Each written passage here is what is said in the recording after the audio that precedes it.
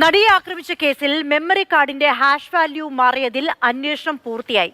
അന്വേഷണ റിപ്പോർട്ടിൽ ഇതുവരെ കേസെടുത്തിട്ടില്ല. അന്വേഷണം പൂർത്തിയായി 20 ദിവസങ്ങൾ കഴിഞ്ഞിട്ടും റിപ്പോർട്ടിന്റെ പകർപ്പും നൽകിയിട്ടില്ല.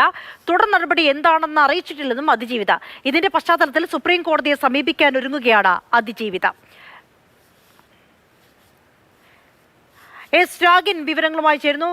രാഗിൻ, ഈ ഹാഷ് വാല്യൂ മാറിയതിൽ അന്വേഷണം പൂർത്തിയായിട്ടും ഇതുവരെ കേസെടുക്കാത്തതിലുള്ള ഒരു അമർഷമാണോ അതിജീവിത പ്രകടിപ്പിക്കുന്നത്? ഈ ഒരു പശ്ചാത്തലത്തിലാണോ സുപ്രീം കോടതിയിലേക്ക് അതിജീവിത പോകുന്നത്? അതെ, അതായത് ഈ നടിയെ ആക്രമിച്ച കേസിലെ ദൃശ്യങ്ങളടങ്ങിയ മെമ്മറി കാർഡിന്റെ ഹാഷ് വാല്യൂ മാറിയിരുന്നു. ഈ മാറിയതിൽ അന്വേഷണം വേണമെന്നാവശ്യപ്പെട്ടാണ് അതിജീവിത ഹൈക്കോടതിയിലെത്തിയത്. ഹൈക്കോടതി അതിജീവിതയുടെ ആ ഒരു പെറ്റീഷൻ പരിഗണിച്ചുകൊണ്ട് അതിന് അനുമതി നൽകിയായിരുന്നു. അത് ഈ നിയമവഴിയിലെ ഒരു പുതിയ ചരിത്രം തന്നെയായിരുന്നു ഇത്തരത്തിലൊരു അന്വേഷണം. അത് ജില്ലാ ജഡ്ജിയോട്, എറണാകുളം ജില്ലാ സെഷൻസ് ജഡ്ജിയോട് അന്വേഷിക്കാനാണ് പറഞ്ഞിരുന്നത്. ഡിസംബർ 7-നാണ് ഹൈക്കോടതി ഉത്തരവിട്ടത്. ഇതിന്റെ അടിസ്ഥാനത്തിൽ കോടതി പറഞ്ഞിരുന്നു വേണമെങ്കിൽ പോലീസ് അസിസ്റ്റൻസ് തേടാം, അല്ലെങ്കിൽ മറ്റേതെങ്കിലും സംവിധാനങ്ങളൊക്കെ തേടാമെന്ന് പറഞ്ഞിരുന്നു. എന്തായാലും മനസ്സിലാക്കാൻ കഴിയുന്നത് അത്തരത്തിൽ അസിസ്റ്റൻസ് തേടിയിരുന്നില്ല, മറിച്ച് ഇത്തരത്തിൽ ഒരു പരിശോധന നടത്തി ഒരു റിപ്പോർട്ട് തയ്യാറാക്കി ആ റിപ്പോർട്ട് നൽകുകയും ചെയ്തു എന്നതാണ് വ്യക്തമാകുന്നത്. ഈ ഘട്ടത്തിലാണ് അതിജീവിത ജില്ലാ സെഷൻസ് കോടതിയെ സമീപിച്ചു. ഈ റിപ്പോർട്ടിന്റെ പകർപ്പ് വേണം, ഇതിന്റെ കണ്ടെത്തൽ വ്യക്തമാകണമെന്ന് ആവശ്യപ്പെട്ടുകൊണ്ട്. അപ്പോൾ ഇത് കോൺഫിഡൻഷ്യൽ റിപ്പോർട്ടാണ് എന്നാണ് കോടതി വ്യക്തമാക്കിയത്.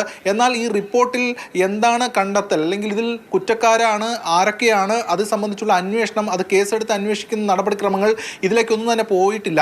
നേരത്തെ ക്രിമിനൽ പ്രൊസീജിയർ കോഡ് അനുസരിച്ച് നടപടിയെടുക്കാം, അങ്ങനെ കുറ്റക്കാരെന്ന് കണ്ടെത്തിയാലെന്നും ഹൈക്കോടതി വ്യക്തമാക്കിയിരുന്നു. ഈ പശ്ചാത്തലത്തിലാണ് അതിജീവിത സുപ്രീം കോടതിയെ സമീപിക്കാൻ ഒരുങ്ങുന്നത്. കാരണം ഈ ഹാഷ് വാല്യൂ മാറുക എന്ന് പറഞ്ഞാൽ ഈ കേസിലെ ഏറ്റവും പ്രധാനപ്പെട്ട ഒരു പ്രൈം എവിഡൻസ് ആണ് ഈ ഹാഷ് വാല്യൂ. കാരണം പൾസർ സുനി നടിയെ ആക്രമിച്ച ദൃശ്യങ്ങൾ പകർത്തിയ ആ മൊബൈൽ ഫോൺ അത് പുഴയിലെറിഞ്ഞ് കളഞ്ഞിരുന്നു. അതിനു മുൻപ് ഈ ദൃശ്യങ്ങൾ മെമ്മറി കാർഡിലേക്ക് മാറ്റി.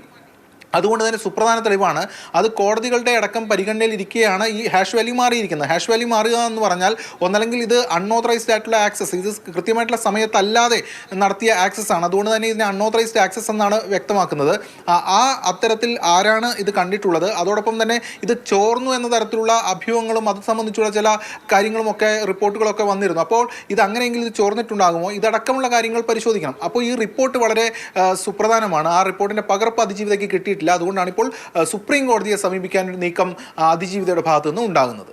ശരി, രാഗിനാണ് വിവരങ്ങൾ നൽകിയത്.